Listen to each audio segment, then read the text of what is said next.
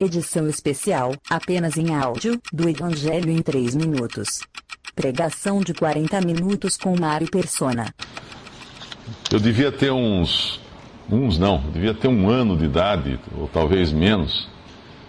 E minha mãe salvou minha vida.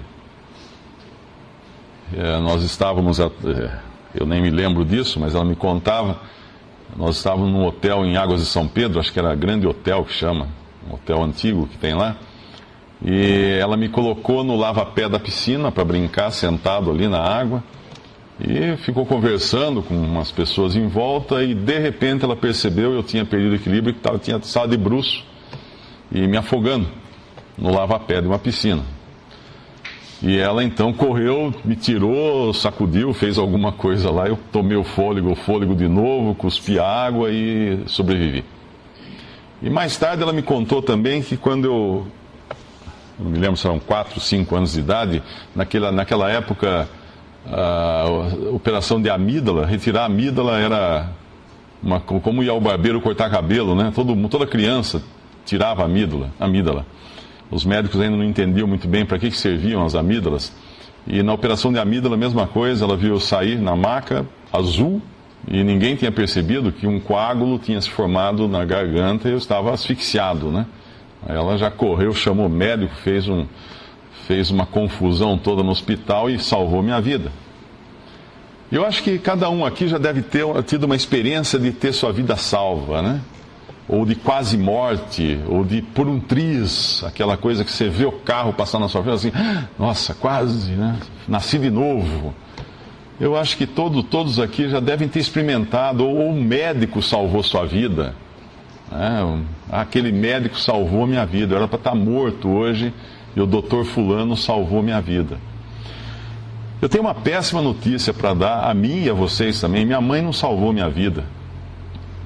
E ninguém salvou a vida de vocês.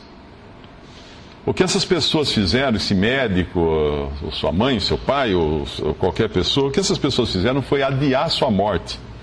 Adiaram sua morte. Às vezes nós ficamos comovidos de escutar lá, dar um exemplo, o Oskar Schindler,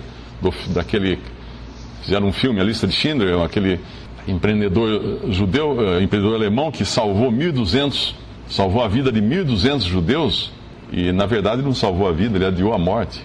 Praticamente todos eles já morreram. Outro dia morreu o último passageiro do Titanic, cuja vida tinha sido salva. Mas ele morreu. Isso é porque nós somos mortais. É uma coisa que faz parte do ser humano morrer.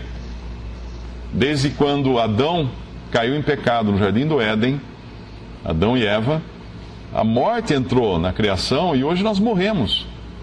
Nós somos pecadores, nós nascemos pecadores, nós trazemos no nosso DNA esse defeito, essa mancha chamada pecado, e nós morremos. A medicina tenta de todos os jeitos, de todas as formas, prolongar a vida, mas nós morremos. Nós somos mortais.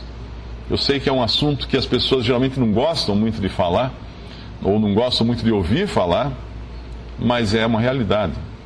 É uma realidade. Eu me lembro uma vez, um irmão nos Estados Unidos me contou que um dia ele estava com a família, abriram a Bíblia para fazer uma leitura que eles faziam todas as noites com a família em casa, e eles abriram no capítulo que eles iam ler, que era o capítulo 5 de Gênesis, e quando eles acabaram de abrir a Bíblia, tocou a campainha e chegou um amigo deles, que era incrédulo. E a hora que o amigo entrou, ele falou assim, olha, nós vamos ler a Bíblia, a gente tem esse costume de fazer isso toda noite aqui em casa, essa hora você quer acompanhar, você pode me acompanhar. Ah, sim, pois não, é um prazer acompanhar vocês. E na hora que ele pegou e olhou qual era o capítulo que ia ler, esse cristão, né, ele olhou e falou assim, puxa, mas justo hoje, Gênesis 5, eu acho que eu vou mudar para um outro capítulo mais evangelístico, uma coisa que dê uma mensagem mais assim fale alguma coisa. E ele pensou em mudar, depois falou, bom, vai esse mesmo. Porque o capítulo 5 de Gênesis, ele vai mais ou menos assim, e foram os dias de Adão tantos anos, e morreu. E foram os dias de Enos tantos anos, e morreu. E foram os dias de Malaleel tantos anos, e morreu. E Cainã viveu tantos anos, gerou filhos e filhas e morreu. Jared viveu tantos anos, gerou filhos e filhas e morreu. E ele vai, e morreu, e morreu, e morreu. E não é que o homem, um amigo dele, se converteu nessa noite? Ele nunca tinha se dado conta de quão solene e quão real era a morte. Todos morrem. Todos morrem. E morreu, e morreu, e morreu. E ele ia morrer também. E é sobre isso que eu gostaria de falar essa noite. Nós nascemos nesse mundo e morremos. Se nós nascemos uma vez, nós vamos morrer duas. Se nós nascemos duas vezes, nós vamos morrer uma. Ou talvez nenhuma. Que charada é essa, né? Mas é o que a Bíblia ensina. É o que a Bíblia ensina. Se você só nasceu uma vez, eu não estou falando aqui de nada semelhante a doutrinas orientais, reencarnacionistas, religiões pagãs que foram até assimiladas por alguns ocidentais, hoje é moda, né? Mas não, nada disso. Isso aí a Bíblia mostra claramente que não tem fundamento nenhum. Ao homem está ordenado morrer uma vez e depois disso o juízo de Deus, é o que diz a Bíblia. Mas se você nasceu uma vez, você vai morrer duas. A menos que você nasça de novo. A menos que você nasça de novo. Teve um homem, o grande problema da morte é o que vem depois. O que acontece conosco depois que morremos? Está cheio de filme aí com um túnel de luz, de repente o sujeito acorda em um outro lugar. Mas o que a Bíblia diz? O que vem depois da morte? O que efetivamente acontece depois da morte? Vai ter a reencarnação. É? E você vai voltar como? Uma pulga? Porque dentro da religião, das religiões orientais que pregam a reencarnação, é claro que depois isso foi depurado, né, para os ocidentais aceitarem melhor, mas na sua origem a pessoa voltava num animal ou qualquer outro ser vivo, um micróbio, numa bactéria. Eu acho que seria até estranho você colocar desinfetante na privada e matar seus ancestrais ali, né, numa tacada só. Obviamente não tem fundamento nenhum negócio desse. Nós morremos e nós temos que nos encontrar com Deus. O corpo vai e volta ao pó. A Bíblia fala isso. Quando nós morremos, o corpo volta ao pó. E o espírito vai para Deus. Porque Deus deu a vida ao homem e ele tem o direito sobre isso. Mas de que forma vai esse espírito para Deus? O que vai acontecer conosco depois da morte? Teve um homem, foi um rei, isso é encontrado no livro de Daniel. Ele ouviu uma frase que foi escrita na parede do palácio dele, depois de um banquete que ele fez. Ele deu um grande banquete, se achando muito poderoso. E ele deu um banquete, e aí no meio do banquete apareceu uma mão, do nada, Deus falando com ele. E essa mão escreveu na parede umas palavras. Essa mão escreveu Mene, Mene, Tekel, Ufarsim. E aí veio a interpretação do que era, o que seria aquela frase. A interpretação dizia isso: contou Deus o teu reino e o acabou, pesado fosse na balança e fosse achado em falta, dividido foi o teu reino e deu-se aos medos e aos persas. Mas me chama a atenção aqui a frase do meio: pesado foste na balança e achado em falta. Eu sei que muitas pessoas hoje têm a ideia de que se morrerem, elas vão ter que se apresentar diante de Deus. Deus vai colocar uma imensa balança ou alguma coisa assim e pesar então as coisas boas que essa pessoa fez e as coisas ruins, e o que pesar mais, o que der saldo positivo, então ela vai ter uma chance de entrar no céu. Alguns acreditam que existam estados intermediários aí, um tipo de purgatório, que você fica ali um tempo para purgar, eliminar os seus pecados, para depois poder entrar. Não se sabe quanto tempo, não se sabe onde é isso, apenas é uma ideia que algumas religiões professam ter. Mas e a Bíblia? O que a Bíblia diz?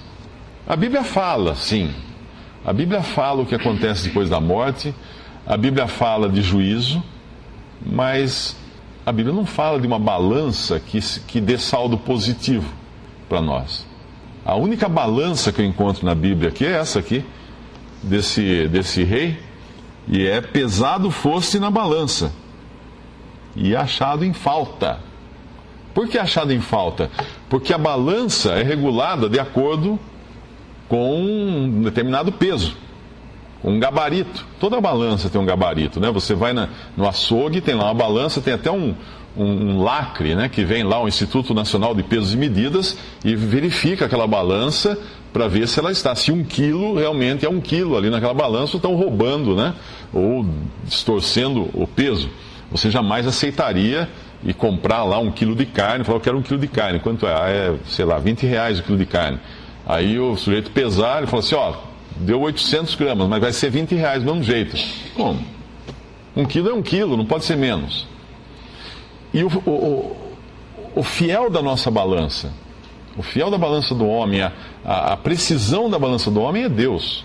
O gabarito usado para aferir a balança humana é Deus. Qualquer coisa menos do que a justiça, a bondade, a misericórdia, a perfeição de Deus, pesado foste na balança e achado em falta. Qualquer coisa, nós somos achados em falta. Nós estamos devendo. Nós estamos com menos do que deveríamos estar. Então, a Bíblia dá um destino para isso. O destino é o juízo. O destino é o juízo. Uma vez eu recebi um e-mail, uma pessoa escreveu para mim assim, alguém ligado à nova era, a movimentos espiritualistas, escreveu assim: sua mente ainda não está inteiramente aberta à espiritualidade. É interessante nessas essas declarações, porque eu fui envolvido, antes da minha conversão, nesses movimentos esotéricos, e existem assim muitas frases feitas, existe muita pretensão de se alcançar graus elevados de evolução, de desprendimento da matéria e coisa assim, né? E quando eu leio essas coisas, eu não posso senão me lembrar da minha época. Existe inclusive uma organização aqui no Brasil que coloca um adesivo atrás dos carros e diz assim: se você estiver preparado, uma força maior o levará. Aí tem o nome da organização, a organização tal. Aí tem um telefone, tem um 0800 bem grandão assim, né? E realmente não é só a força maior, precisa ter o telefone também. Você não vai poder chegar lá voando, né? Vai ter que ter o telefone, vai ter que entrar em contato. Só que aí você vai se achar levado pela força maior, né? Pelo menos você tem que ter uma linha para discar. Esse é o pensamento do homem, né? O homem sempre querendo achar que ele consegue evoluir, ele consegue melhorar, ele consegue se aperfeiçoar. Pesado fosse na balança, Deus fala, e achado em falta. Nós não conseguimos nada. O homem pecador, uma figura muito interessante disso, o homem pecador é como alguém que numa floresta escura, sem ninguém, cai num poço profundo. E quantas pessoas caem em poços, quantas pessoas morrem em poços e não são achadas, caem num poço profundo, fica lá, e esse cara está lá, não sai, vai tentar subir, as paredes são lisas, ele não tem corda, não tem escada, não tem nada. Esse é o homem pecador, ele não tem capacidade nenhuma de sair do seu lugar de pecado, do seu lugar de morte, do seu poço de perdição, ele não tem. Aí vem a religião, aí vem esses movimentos espiritualistas. E como é isso? Qualquer religião desse tipo é como alguém chegar lá, o guru, vem na beira do poço e olha para baixo e fala assim: meu filho, suba, eleve-se, aperfeiçoe-se, cresça, vai, você consegue, pensamento positivo. E o coitado está lá, arranhando as paredes do poço, não tem como sair. Não tem. Ou então ele joga uma escada, mas o primeiro degrau da escada é muito alto para ele, também não dá. Não dá. Isso é a religião, que manda o homem fazer alguma coisa, e Deus viu o estado nosso. E o que é o cristianismo? O cristianismo é Cristo chegando na beira desse poço, vendo o pecador caído lá no fundo, incapaz de se salvar, descendo ao poço. Ele desceu, toma o pecador nos seus ombros e o leva para fora. E o leva para cima. Essa é a mensagem do Evangelho. Então essa pessoa escreveu um e-mail para mim dizendo assim: sua mente ainda não está inteiramente aberta à espiritualidade. A Bíblia fala muito mais de inferno do que do reino dos céus. Ela escreveu como se conhecesse a Bíblia e criticando, obviamente, a Bíblia, que a Bíblia não era o livro que eu devia ler, porque a Bíblia fala muito de inferno. Não leia a Bíblia vai desmotivar você. Você tem que ler alguma coisa que fale mensagens mais motivadoras. A Bíblia fala mais de inferno do que do reino dos céus. Primeiro, ela não entendeu exatamente o que é reino dos céus, porque reino dos céus não é céu. Reino dos céus na Bíblia é a esfera que aceita que existe um rei nos céus governando essa esfera dos que se colocam debaixo do governo dele. Mas não é o céu. No reino do céu tem de tudo. Tem o joio, tem trigo, tem tudo. Então, obviamente, ela não conhecia muito bem a Bíblia. E conhecia menos ainda. Porque quando ela falou assim, que na Bíblia falava mais de inferno do que de céu, eu fui procurar. Hoje é fácil fazer isso com Bíblia no computador, né? Muito simples fazer busca. A palavra inferno, na verdade, não tem na Bíblia. Não tem. Isso é uma palavra que foi usada por alguns tradutores, isso causa até muita confusão, porque às vezes usam indiscriminadamente em diferentes situações que não seriam a mesma coisa, como se fosse a mesma coisa. Você na Bíblia encontra a palavra, no Antigo Testamento principalmente, a palavra Sheol, ou Geena, às vezes aparece Geena também, e você encontra no Novo Testamento a palavra Hades, que é o grego. Nos dois casos há algumas diferenças de interpretação, mas vamos generalizar aqui que nos dois casos seria o lugar dos mortos. Para onde vão os mortos? Onde estão os mortos? Os mortos vão lá no Hades, estão lá. No sentido da alma, né? O corpo vai à terra, vira pó e o espírito, a alma da pessoa. O espírito é aquela parte que pode ter contato com Deus e a alma é onde habitam os nossos sentimentos, os nossos pensamentos, o nosso coração e tudo mais. Então nós temos Sheol, temos Geena, temos Hades, tudo isso como lugar dos mortos. E temos o Lago de Fogo, que é um lugar derradeiro, é a última parada, né? É a última estação, é o Lago de Fogo. O Hades, vamos falar só de Hades aqui como lugar dos mortos, é uma estação intermediária. É um estado intermediário, depois tem um estado final, que é o Lago de Fogo. E aí eu fui procurar na minha Bíblia e fiz uma busca no Novo Testamento, porque não faria sentido fazer no Antigo Testamento. Primeiro porque o Antigo Testamento fala muito pouco da vida no além-morte. Fala muito pouco, mesmo porque a mensagem do Antigo Testamento era dirigida aos judeus, que era um povo que Deus escolheu para habitar na terra. Então as promessas que Deus deu aos judeus eram sempre terrenas, que eles teriam grandes rebanhos, que eles teriam muitos frutos, muitas colheitas, muita saúde, muitos filhos. Era uma vida boa aqui. E no Novo Testamento nós vemos que é o contrário, né? Não é prometido nenhuma facilidade aqui, muito pelo contrário, né? No mundo tereis tribulações, o Senhor Jesus fala. Isso é prometido, tribulações. E nenhuma bênção terrena, as bênçãos são celestiais. Então fui procurar no Novo Testamento. Eu encontrei a palavra céu 185 vezes. A palavra céus, no plural, 81 vezes. A palavra paraíso, que é também uma outra maneira de apresentar um destino, 3 vezes. No total, 269 vezes, vamos chamar assim, de destino positivo para o homem. Aí eu fiz a busca pela palavra inferno, pela palavra Lago de Fogo e pela palavra Hades no Novo Testamento. Eu encontrei 13 vezes inferno, 5 vezes Lago de Fogo e 10 vezes Hades. Um total de 28 vezes. Então, para o destino positivo, vamos chamar assim, 269 vezes é mencionado um destino de bênção para o homem. 269 vezes no Novo Testamento. E um destino de maldição, de morte, de perdição, 28 vezes. Então ela estava enganada, a pessoa que escreveu para mim. Deus está muito mais querendo que o homem seja salvo do que o homem seja condenado.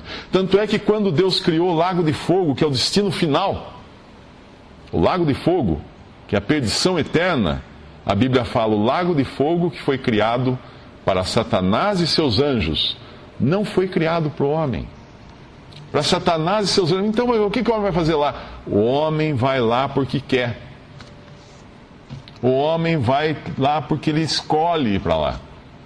Porque Deus não preparou o lago de fogo para o homem. Foi preparado para Satanás e seus anjos. E uma outra coisa curiosa que eu descobri também no Novo Testamento, tem algumas seitas, algumas religiões, principalmente religiões espíritas, né, religiões espiritualistas também, que adotam o Novo Testamento, mas só assim, as palavras de Jesus. Eles dizem assim, não, a gente só crê no que Jesus falou, o que ele não falou, a gente não crê. E o Antigo Testamento? Não, o Antigo Testamento está fora. É horrível, nossa, quanta coisa, quanta barbaridade cometida lá no Antigo Testamento. Veja Moisés, né? Na entrada na terra prometida, aquela coisa toda. E obviamente essas pessoas, quando adotam as palavras de Jesus, acabam não lendo as palavras de Jesus, porque tem um versículo no Evangelho que o Senhor Jesus fala para os judeus: se vós cresceis em mim, creríeis também em Moisés, porque de mim ele escreveu. Mas como vocês não creem em Moisés, vocês não podem crer em mim.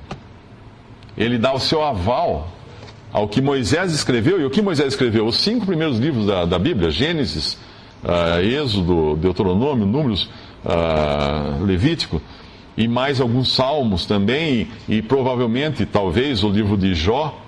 Moisés escreveu muita coisa do Antigo Testamento e deu testemunho de que Deus enviaria o seu filho, enviaria o Messias, o prometido, para a salvação. Então as pessoas que adotam as palavras de Jesus não entendem exatamente o que dizem as palavras de Jesus. E outra coisa curiosa nessa busca que eu fiz, eu descobri que quem fala mais em inferno, ou lago de fogo, ou Hades, é Jesus. E isso na Bíblia toda. O mesmo que veio salvar também veio avisar de um destino terrível para aqueles perdidos. E quem é esse que veio salvar? Nós podemos abrir 1 Timóteo capítulo 3, primeira carta de Paulo a Timóteo, capítulo 3, versículo 16. E sem dúvida alguma, grande é o mistério da piedade. Aquele que se manifestou em carne foi justificado em espírito, visto dos anjos, pregado aos gentios, crido no mundo e recebido acima na glória. Esse é Jesus. Deus manifestado em carne. Aquele que se manifestou em carne. Não fala aqui aquele que nasceu. Não, obviamente ele nasceu para se manifestar em carne nesse mundo, mas ele já existia, porque é Deus. É Deus, é o Filho eterno de Deus. Esse é o que mais fala de condenação, de inferno, de juízo, de perdição. E por que ele fala? Porque é seríssimo. É um assunto sério.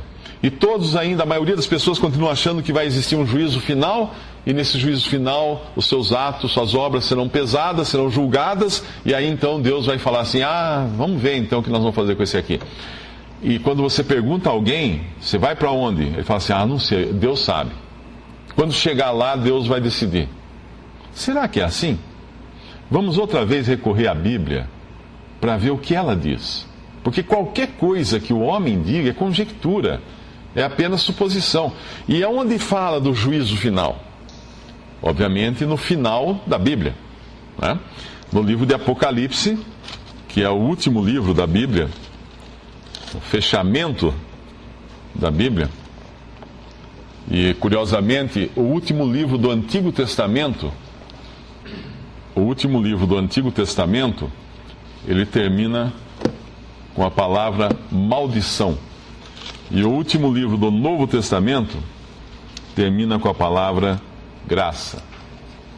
Para a gente ver a boa vontade de Deus em salvar. Mas vamos a Apocalipse, capítulo 20, versículo 11 Algumas Bíblias até trazem um subtítulo aí, que não tem no texto original, mas é acrescentado para facilitar a leitura. Algumas trazem o subtítulo O Juízo Final. Apocalipse capítulo 20, versículo 11. E vi um grande trono branco, e o que estava sentado sobre ele, de cuja presença fugiu a terra e o céu, e não se achou lugar para eles. E vi os mortos, grandes e pequenos, que estavam diante do trono, e abriram seus livros. E abriu-se outro livro, que é o da vida. E os mortos foram julgados pelas coisas que estavam escritas nos livros, segundo as suas obras. E deu o mar os mortos que nele havia, e a morte e o inferno deram os mortos que neles havia. Inferno aí é Hades. E foram julgados cada um segundo as suas obras. E a morte, o inferno e o Hades foram lançados no lago de fogo. Esta é a segunda morte. E aquele que não foi achado escrito no livro da vida foi lançado no lago de fogo. Esse é o juízo final. Curiosamente, quando nós lemos a Bíblia antes de chegar nesse ponto, nós vamos descobrir umas coisas fantásticas.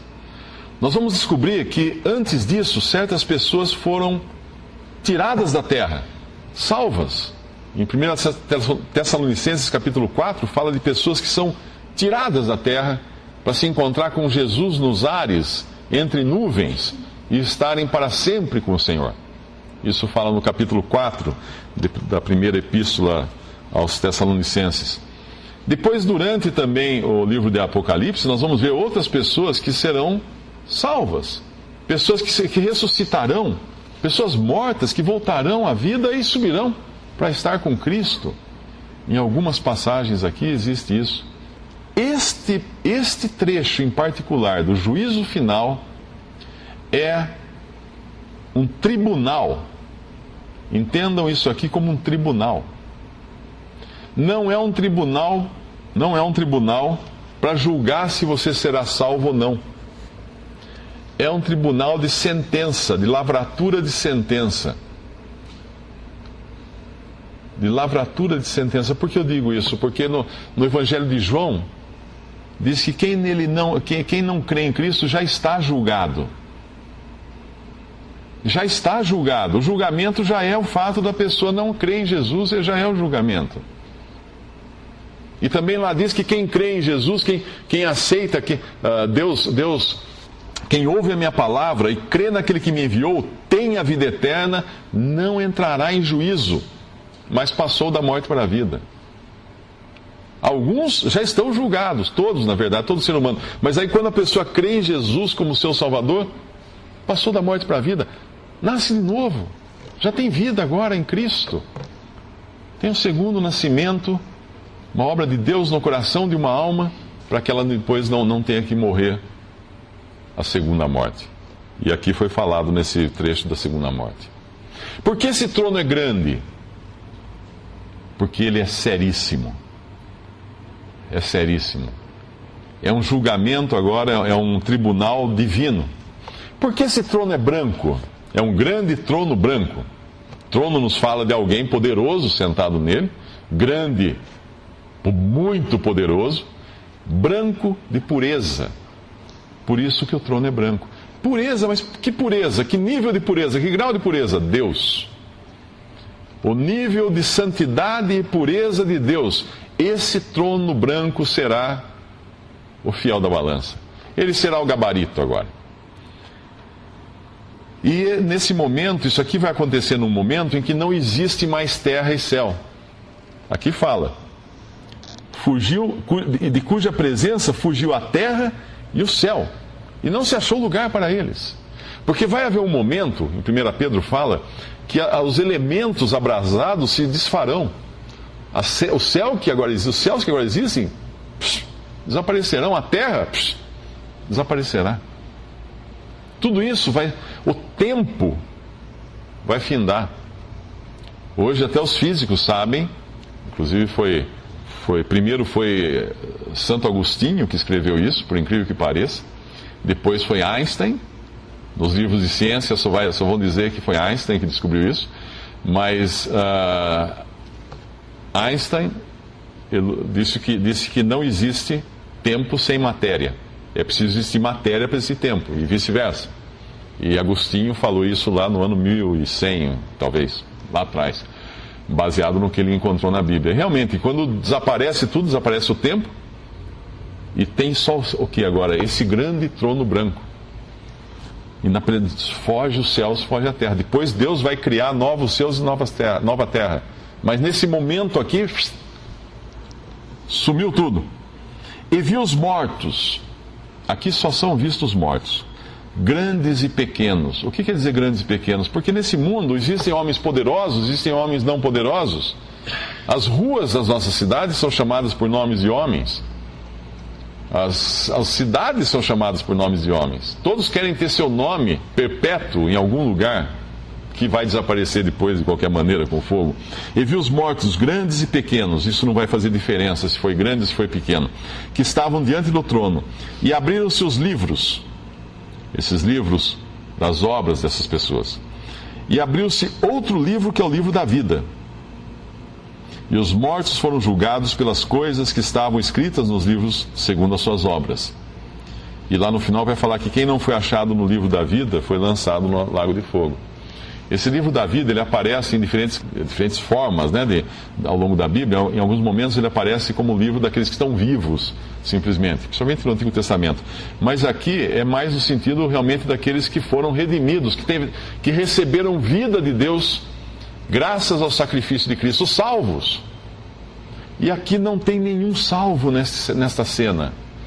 Os salvos já foram recolhidos para o céu, para a presença de Deus, antes de chegar nesse momento aqui. Ou foram recolhidos no arrebatamento da igreja, que pode acontecer a qualquer momento, quando também todos os salvos do Antigo Testamento serão ressuscitados, que morreram ressuscitarão, subirão para estar com Cristo, ou durante o tempo que descreve os capítulos anteriores de Apocalipse. Então não sobra ninguém para ser salvo aqui. Esses livros que são abertos, o livro da vida, é só para dizer, você não está aqui. Você não está aqui. Percebe? Você não está aqui. Esses livros são livros de obras dos homens. Todas as obras dos homens, todos os seus pensamentos, todas as suas intenções ficarão expostas diante de Deus. A palavra de Deus hoje já faz isso, porque a palavra de Deus é viva e eficaz como espada de 2 gumes, e apta a discernir os pensamentos e propósitos dos corações, e criatura alguma consegue fugir disso, se esconder da palavra de Deus. Por isso que as pessoas se incomodam com a palavra de Deus, porque ela penetra, ela revela. Aqui vai ser terrível, porque tudo que você fez, tudo que você pensou, tudo que você olhou, vai estar patente aos olhos de Deus, a quem os homens devem prestar contas. Tudo nesses livros. Se você quiser ter assim uma ideia vaga, muito pequenininha, da sensação que seria algo assim, pensa que se você acordasse amanhã cedo, corresse lá para a internet, né? Deixa eu olhar meu Facebook. De repente você abre o seu Facebook e fala, o que é isso? No seu perfil não estão mais suas fotos, estão tudo que você olhou, todas as imagens nas quais você prendeu a sua atenção. Aí nos textos estão todos os seus pensamentos ali, todos. Tudo que você falou também para as pessoas. E depois tudo que você fez. O que você faz? E agora? Como é que eu tiro isso do ar? Não tem como. Aqui não vai ter como apagar nada, não tem botão para deletar, não tem nada aqui. Tudo vai ficar patente. E Deus vai julgar então os homens baseado nas suas obras. E qual o destino dos homens? Bom, se você tiver um pecado, você será expulso da presença de Deus. Porque Adão pecou quantas vezes para isso acontecer com ele? Uma. Alguém aqui tem um pecado? E deu o mar os mortos que nele havia, e a morte e o inferno deram os mortos que neles havia, e foram julgados cada um segundo as suas obras. E a morte e o inferno foram lançados no lago de fogo. Essa é a segunda morte. Agora, espera aí. Tem alguma coisa errada com a Bíblia. Como diz aqui então que as pessoas serão julgadas segundo as suas obras e então serão lançadas no lago de fogo? E essa é a segunda morte. Como pode dizer isso? Se tem uma passagem em Lucas, capítulo 23, que contradiz isso. Lucas 23, versículo 43. A cena aqui é da crucificação de Jesus. O único justo, Deus e homem, Deus feito homem, o Filho de Deus, foi rejeitado pelos seres humanos e pregado numa cruz. E ao lado dele agora tem 2 ladrões, um de cada lado, 2 facínoras, dois bandidos. Os 2 estão lançando impropérios, xingando ele, zombando dele. E de repente, ele fala uma palavra. Pai, ele fala no sentido geral dos que estavam condenando ele. Pai, eles perdoa esses, porque eles não sabem o que fazem. Quando ele diz isso, a impressão que dá é que cai a ficha de um dos ladrões. Ele cai em si e ele pensa, peraí, esse aí é realmente quem ele diz ser. A minha última chance. Essa é a minha tábua de salvação. Aí ele pega e diz para o Senhor Jesus no versículo 42, um pouco antes ele defende a Cristo no versículo 40, respondendo porém o outro ladrão, repreendia-o dizendo, tu nem ainda temes a Deus, estando na mesma condenação, e nós, na verdade, com justiça, porque recebemos o que os nossos feitos mereciam. E eles 2 sabiam que eram culpados, eram bandidos, eram assassinos talvez, mas este nenhum mal fez. E disse a Jesus, o ladrão agora disse a Jesus, Senhor, lembra-te de mim quando entrares no teu reino. O que o Senhor virou e falou para ele? Olha, ladrão, você espere no juízo final, nós vamos resolver isso aí. Não. Disse-lhe Jesus, versículo 43, em verdade te digo que hoje estarás comigo no paraíso. Mas espera aí, então, lá nós vemos pessoas que talvez nunca foram ladrões, nunca foram bandidos, foram pessoas honestas, que tinham um pecadinho aqui e ali, mas estão sendo julgadas lá e sendo lançadas na água de fogo, e de repente esse ladrão, considerado como ladrão, considerado como culpado pela própria sociedade, está recebendo um convite para entrar imediatamente no paraíso. E Paulo chama de paraíso, numa das cartas dele, o terceiro céu, o lugar onde habitam os anjos, onde os seres humanos vão habitar, provavelmente. Como pode esse homem, então, entrar no paraíso com seus pecados? E os seus pecados? Eu acabei de dizer que um pecado só é suficiente para impedir a nossa entrada na presença de Deus, para sermos expulsos da presença de Deus. O que ele vai fazer com os pecados dele? Naquela cruz, ao lado dele, estava a própria solução para os pecados desse homem. Quando Cristo desse o seu último suspiro ali, ele teria levado sobre si os pecados desse bandido.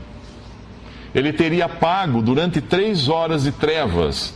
Ele teria sofrido o juízo de Deus pelos pecados desse bandido, que creu nele, na derradeira hora, creu nele. Que não tinha tempo para voltar e refazer sua vida e pagar as contas e colocar as coisas em ordem. Não tinha como cumprir a pena, nem isso.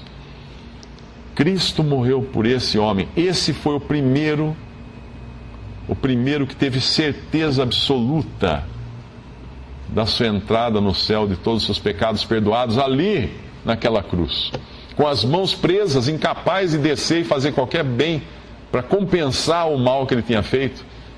Ele ouviu palavras de salvação. Esse é o Deus da Bíblia. Obviamente é um Deus justo que vai ter que julgar o pecado e vai ter que condenar e vai ter que lançar no lago de fogo. Ah, mas Deus, então ele devia salvar todo mundo. Não, mas ele não seria justo. Ah, mas Deus precisa salvar todo mundo. Ele é bom, não é? Não é amor? Deus é amor? É, Deus é amor. E a continuação também diz que Deus é fogo consumidor. Muitos acham que Deus devia salvar todo mundo, mas quando a pessoa fala que Deus, no final todo mundo será salvo, é uma ideia um pouco infantil até, né? Porque pensa assim, você tem uma filhinha pequena e aí alguém sequestra, molesta, mata a sua filhinha. O que você acha que merece essa pessoa? Ser julgado pela justiça, tem justiça para isso. Ou você vai falar assim, não, juiz, deixa para lá, coitadinho, é um momento de fraqueza, solta ele. Ele vai fazer, é doentio aquilo, ele vai fazer de novo. Então a justiça existe no mundo dos homens e muito mais nas coisas de Deus. Ele vai julgar e condenar o pecado. Porém, Ele quer salvar. Ele quer que cada um aqui diga como esse ladrão disse: Senhor, lembra-te de mim. Lembra-te de mim. Ele quer que cada um chegue ao ponto de dizer como Paulo dizia: morrer é lucro. Viver é Cristo, morrer é lucro. É lucro, é ganho. Por que ganho? E seus pecados, Paulo? Meus pecados foram todos pagos na cruz do Calvário. Por Cristo Jesus. Ele morreu ali, ressuscitou depois de 3 dias, Deus não o deixou na morte, aprovou a sua obra e foi glorificado. Assentou-se à destra da majestade nas alturas. E agora está lá intercedendo por aqueles que creem nele. A obra de Cristo já foi feita. O passe para entrar no céu já foi comprado e já foi pago. Deus oferece agora perdão e salvação livre, gratuitamente. Pela graça sois salvos, isso não vem de vós, é dádiva de Deus, é um presente de Deus, fala em Efésios. Não vem de obras, para que ninguém se glorie. Corretíssimo. Imagina o céu cheio de gente que chegou lá por obras. Seria um inferno, porque como você nem ia aguentar, não, eu estou aqui porque eu construí um hospital, eu fiz isso, eu fiz tanta coisa, eu ajudei os pobres, e o outro, eu estou aqui porque não sei o que e tal. Como seria isso? Não. O céu é um lugar de pecadores perdidos como esse ladrão, salvos por Cristo. No céu todos estarão cantando uma coisa só. Ninguém vai cantar assim: eu estou aqui, louvo a mim por estar aqui, por ter sido trabalhador honesto. Não. Ao Cordeiro que está sentado no trono, seja toda a glória, toda a honra, todo louvor, toda adoração, tudo ao Cordeiro. Por quê? Porque com o seu sangue, limpou, comprou, redimiu para si povos, de muitos povos e nações, pecadores. Deus não está buscando pessoas justas. Deus está buscando pecadores. Se você não é pecador, não tem um lugar no céu para você. O lugar para esses que não se consideram pecadores é o lago de fogo, é o juízo eterno. Porque Deus enviou seu Filho para salvar pecadores. E Ele quer salvar. 269 vezes Ele quer salvar. Contra 28 vezes. Quase 10 vezes mais Deus quer salvar do que condenar. Ele não preparou o lago de fogo para o homem, mas para Satanás e seus anjos. Você não é nem Satanás, você não é nem anjo. O que você vai fazer lá? Creia em Jesus. Creia em Jesus. Esse é o caminho. Faça o que o ladrão na cruz fez. Nós estamos aqui porque os nossos feitos merecem. Nós merecemos, ele fala. Nós somos pecadores, nós somos injustos, nós pecamos, nós erramos, nós matamos, nós roubamos. Estamos aqui porque nós merecemos. Ele confessa o seu pecado a Deus. Senhor, lembra-te de mim e creia em Jesus. Peça a salvação. Pedi e dar-se-vos-á, fala. Cristo ensinou isso, não? Todos conhecem a passagem. Portanto, eu deixo aqui essa certeza que você pode ter imediatamente, de que se crê em Jesus, não vai ter juízo final para você. Eu repito a passagem de João, capítulo 5, versículo 24, se não me engano, que diz: quem ouve a sua palavra e crê naquele que me enviou, tem, o verbo está no presente, tem a vida eterna. Não entrará em juízo lá no futuro, mas passou, no momento em que creu, da morte para a vida. Quer boa nova melhor que essa? Esse é o Evangelho. Essa é a graça de Deus convidando o pecador. Podemos dar graças a Deus por isso. Nosso Deus e nosso Pai, nós te damos graças, Pai, por uma salvação tão cara, tão custosa, mas ao mesmo tempo tão graciosa para o pecador, que custou a vida do teu filho, todo o seu sofrimento ali, pagando pelos pecados daqueles que creem nele, e que agora é oferecida de graça para aquele que crê. É oferecida de graça. Que bênção, Pai, que Que perdão tu ofereces, que oportunidade, Pai, de escapar daquele juízo eterno, da segunda morte, escapar do Hades, escapar do lago de fogo e já imediatamente ter a certeza de sair daqui para ir para o céu, estar com Cristo. Muito obrigado, Pai, pela tua palavra, muito obrigado por essa promessa. Pai, que tu possas tocar mais vidas para que entendam isso, Pai, para que entendam, creiam no Senhor Jesus, para que aceitem esse perdão que é oferecido tão de graça, tão graciosamente, e tenham essa certeza de vida eterna, tenham essa certeza de estar com Cristo para sempre. Obrigado, Pai, nós agradecemos a Ti pela Tua palavra que lemos aqui e pedimos no nome precioso de nosso Senhor e Salvador Jesus. Amém. Visite 3minutos.net. Dúvidas? Visite respondi.com.br.